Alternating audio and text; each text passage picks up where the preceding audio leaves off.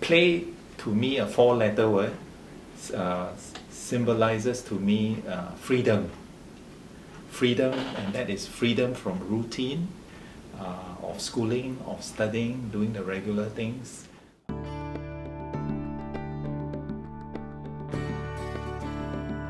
Singaporean children live very scheduled and hurried lives. They are very busy doing many things. A lot of these things are sedentary, tend to be sedentary, although many useful things happen when they are sedentary. So play, to me also, I think in today's context, is very important. I see play as a digital pause, because so much time is spent doing Facebook activities, doing iPads, doing smartphones.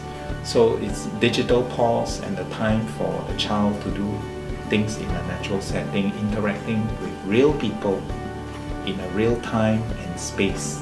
I think kids learn all the time. So you rightly put, and you say parents. Who is pressurizing the parents to say that the kids are learning all the time? The kids learn all the time, whether they are still or moving. And I would put to say that they actually learn far more when they are moving, because everything is functioning at a more elevated pace, if you like. Some people would look to very tangible objectives about learning, but we can ask the question, what constitutes learning? When does learning start and when does learning end? It is truly a continuum, right? So the process of learning is ongoing. You learn from setbacks, you learn from successes as well, you learn from also very neutral things. So trying to put some learning objectives into play is praiseworthy, but maybe losing the larger picture also. I think one, you have to start them young.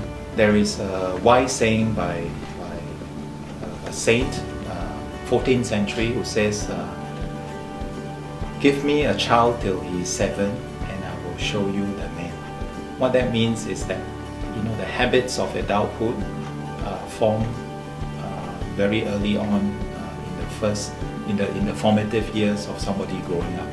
So parents, if the parents engage young people by leading examples, they, after their office time, they spend time in the playground, doing things, common interests. They could be playing with pets, or they can bring their child to the beach, build sand castles on a regular basis, or do things together, cycle together, walk in the park together, swim together, anything outdoors. And this, I think, provides a much needed balance to the daily life of a child.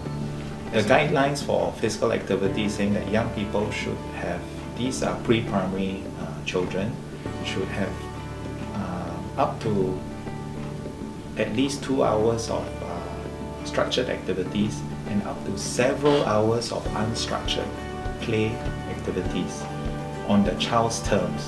So let the child explore what is natural to themselves among children of their same age in a safe environment. But so if they were to engage in some game, they will set the rules, for example, and that's a good thing, because they learn to negotiate, and sometimes conflicts may arise, but they also learn how to resolve those conflicts on their own terms. Now, having unstructured play doesn't mean that there are no adults present. The adult can keep an arm's length, making sure that the environment is safe, so safe from strangers as well. So, but they keep an arm's length away and let the child interact on their own. So this child actually learns about his or her place within a group setting.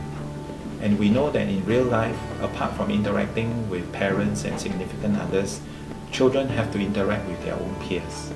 And this is really a training ground. So unstructured play is unfettered and ungoverned by adult rules. And I would say to parents to say, compare and despair. Every child is different. Your child is different from somebody else's child. The context is different. But we live in a society that inevitably people will want to compare. And that's all right, because it takes all sorts to make a society. But I would encourage parents to do what's best for themselves as well as for their child.